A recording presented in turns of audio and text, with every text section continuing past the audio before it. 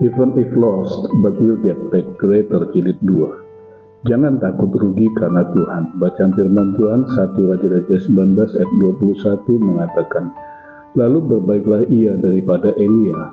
Ia mengambil pasangan lembu itu, menyembelihnya dan memasak dagingnya dengan bajak lembu itu sebagai kayu api. Ia memberikan daging itu kepada orang-orang yang kemudian makanlah mereka. Sesudah itu bersiaplah ia lalu mengikuti Elia dan menjadi pelayannya. Kalaupun seseorang kehilangan oleh karena Tuhan, namun dia akan menerima kembali yang lebih besar. Generasi muda adalah generasi penerus dan sekaligus tiang gereja yang harus dipersiapkan untuk melanjutkan visi dan misi ilahi yang dipercayakan Tuhan, yaitu menjadi mempelai Kristus yang kudus dan tidak bercacat. Tidak hanya itu, gereja harus mempersiapkan diri untuk menjadi alat yang dahsyat di tangannya. Meski pada saat ini gereja tengah menghadapi serbuan dan gempuran yang berasal dari si jahat, iblis cemburu dan tidak menghendaki terjadinya gerakan dan kebangkitan gereja. Oleh karena itu, iblis merancang strategi untuk merampas generasi muda dan menjadikan mereka sebagai budak Musa. Situasi hidup yang modern dan maju pesat ini memacu setiap orang untuk berlomba dalam meraih kesuksesan. Tidak ada yang salah dengan prestasi dan kesuksesan, namun ada ancaman yang besar yang menggerogoti gereja. Tanpa disadari, tidak sedikit generasi muda gereja yang ikut terseret arus globalisasi dan modernisasi, sehingga lebih mengutamakan karir dan lebih mengejar pencapaian prestasi sekuler. Akibatnya, generasi muda disandera oleh modernisasi dan sekularisasi yang mengutamakan kenyamanan, kemakmuran, dan kenikmatan duniawi sebagai prioritas utama.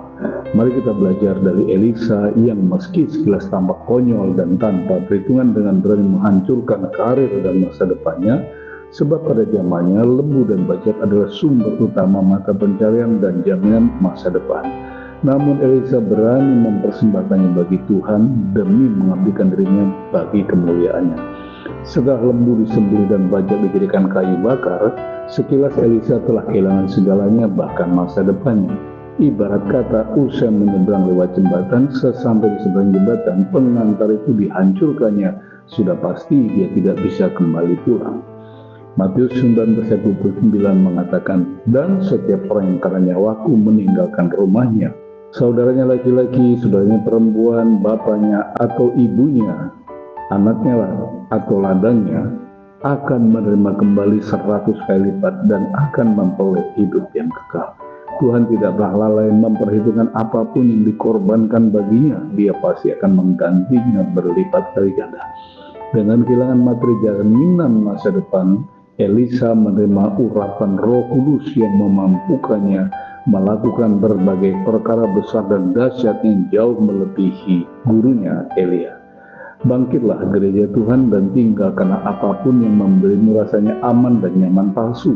Gunakanlah talenta dan karunia yang Tuhan anugerahkan untuk melakukan berbagai pekerjaan yang olehnya engkau diciptakan. Efesus 2:10 mengatakan, karena kita ini buatan Allah, diciptakan dalam Kristus Yesus untuk melakukan pekerjaan yang baik, dalam kurung ergois agathos, yang dipersiapkan Allah sejak sebelumnya ia mau supaya kita hidup di dalamnya. Kata baik atau agathos artinya adalah konstitusi atau sifat yang baik dan berguna, bermanfaat, baik, menyenangkan, gembira, bahagia, luar biasa, excellent, berbeda dalam unggulan, jujur, terhormat. Untuk segala pekerjaan yang luhur dan mulia, inilah gereja Tuhan dibentuk dan dijadikan olehnya. Tidak satupun hukum yang menentang semua ini, bahkan mendatangkan manfaat serta keuntungan yang tidak ternilai.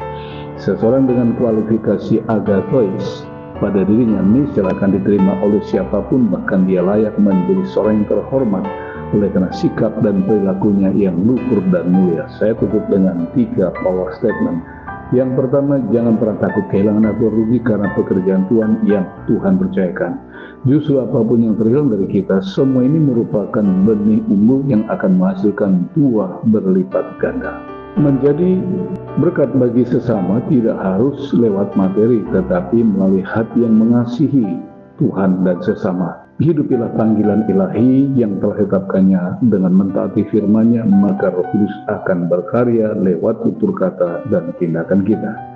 Cara efektif untuk menjangkau dan memenangkan jiwa-jiwa serta menjadi berkat bagi orang lain adalah dengan cara menempatkan diri di tengah masyarakat sebagai pribadi yang agapeis, tanpa kata namun kaya makna dan karya nyata. Tuhan Yesus memberkati.